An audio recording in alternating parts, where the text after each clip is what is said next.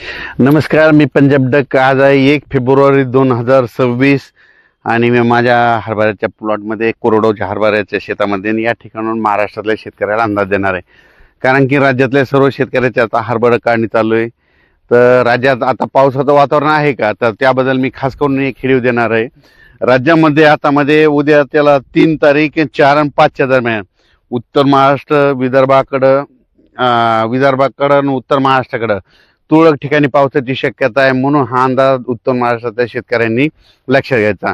नंदुरबार जिल्हा झाला, धुळे जिल्हा झाला, नाशिक जिल्हा झाला, जळगाव जिल्हा झालं, त्याच्यानंतर बुलढाणा जिल्हा झाला, अकोला, अमरावती, वर्धा, नागपूर, भंडारा, गोंदिया, अकोला ह्या पट्ट्यामध्ये काय होणार आहे म्हणजे 3 फेब्रुवारी, 4 फेब्रुवारी आणि 5 फेब्रुवारीच्या दरम्यान तुरळक ठिकाणी पाऊस पडणार आहे. म्हणून हा अंदाज महाराष्ट्रातल्या शेतकऱ्यांनी लक्षात घ्यायचा.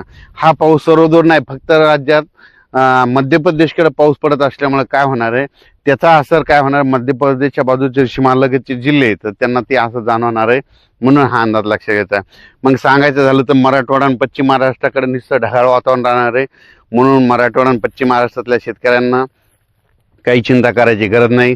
तसेच कर्नाटक, निपाणी भागातल्या शेतकऱ्याचे फोन आलं, आम्ही तंबाखू काढायला सुरुवात केली, आमच्या भागाकडे पाऊस येईल का. तर कर्नाटकचे जे निपाणी त्या भागातले तंबाखू काढणारे शेतकरी त्यांना एक सांगू इच्छितो की तुमच्या भागाकडे काही पाऊस येणार नाही, त्याच्यामुळे काही चिंता करायची गरज नाही. फक्त ढगाळ वातावरण मात्र 2-3 दिवस राहणार आहे. म्हणून हा अंदाज लक्षात घ्यायचा. राज्यातल्या सर्व शेतकऱ्यांना सांगू इच्छितो की राज्यामध्ये फक्त 3 फेब्रुवारी, 4 आणि 5 फेब्रुवारी दरम्यानच राज्यात वातावरण खराब राहणार आहे.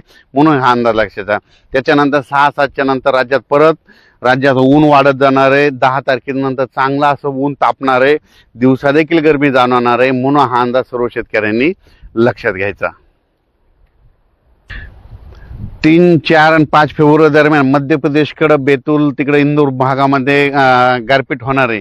तर त्या तिकडल्या गारपीट होत असल्यामुळे काय होणार, त्याचा असर थोडा तरी आपल्या महाराष्ट्रामध्ये काही गावावर देखील पडणार आहे. आणि ती मग राहिलो एक तर उत्तर महाराष्ट्राकडं आणि इकडं पश्चिम विदर्भाकडं म्हणजे त्या भागाकडं मध्ये घाटाच्या खाली तिकडं होऊ शकते. सगळीकडे गारपीट नाही होणार, पण काही भागामध्ये 10-20 गावामध्ये मात्र या मध्य प्रदेशकडे गारपीट होणार आहे. त्याचा असर मात्र महाराष्ट्राच्या सीमालगतच्या जिल्ह्याकडे काही गावाकडे होईल. म्हणून हे अंदाज त्या शेतकऱ्यांनी लक्षात घ्यायचा. आपलं तूर असेल तर तो